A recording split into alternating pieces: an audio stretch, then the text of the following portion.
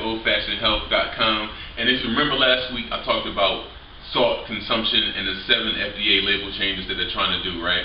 So this week, I'm going to talk about sugar consumption. Now, let's start with who?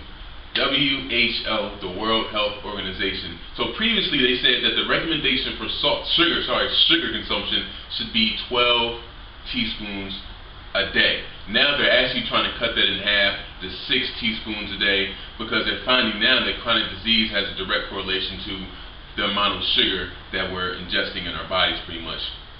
Now you have to understand there's pretty much 2 types of sugars. You have the free sugars, and then you have naturally occurring sugars.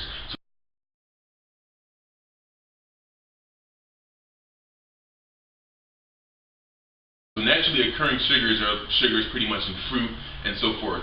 But the free sugars are the sugars that are added by the manufacturers. Now if you go back to my video last week, the number one thing that they're trying to change is that now the manufacturers are now going to have to put the amount of sugar that is added to their product.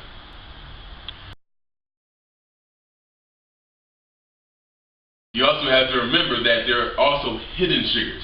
So just because you don't think of a product as being sweet doesn't mean it doesn't have sugar in it.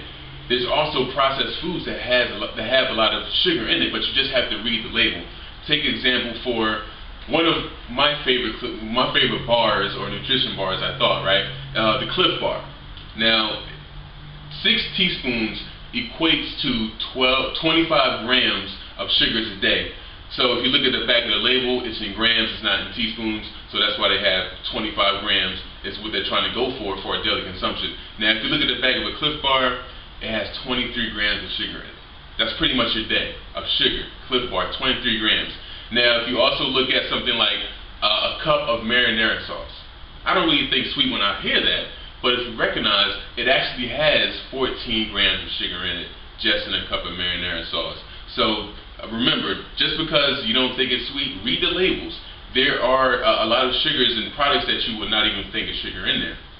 Now, at the same time, let's take a look at, people want to know, well, what's the difference between brown and white sugar? I'm going to break it down for you, right? So, sugar in its rawest form is a little brown, grainy, right? That's raw sugar. What the manufacturers then do is they add bleach to make it the white sugar. So then you got the grainy white sugar. So where does brown sugar come from? So brown sugar comes from when they take the white sugar and they add molasses to it. So you have lighter brown sugar, not that much molasses, darker brown sugar, more molasses. So then you have the brown sugar and the white sugar. Nutritional benefit, it's not really too much different. The difference is that brown sugar is going to be a little more sweeter, a little more richer, because you have the molasses in it. It's going to be a little clumpy and a little more moist.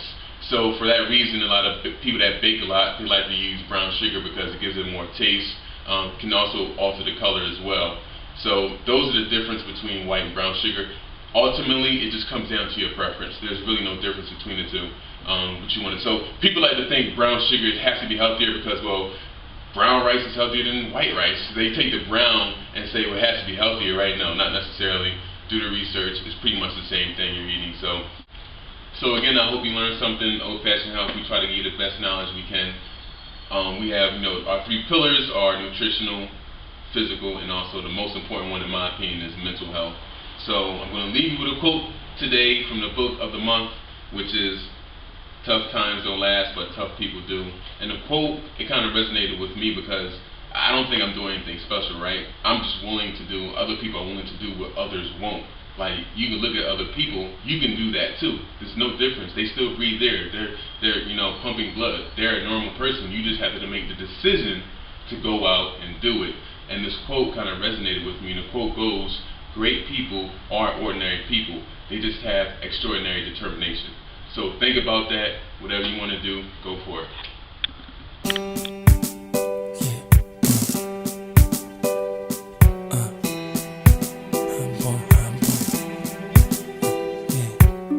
It's the world's greatest, Joe.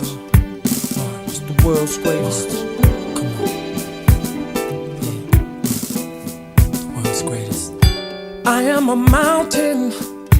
I am a tall tree, oh, I am a swift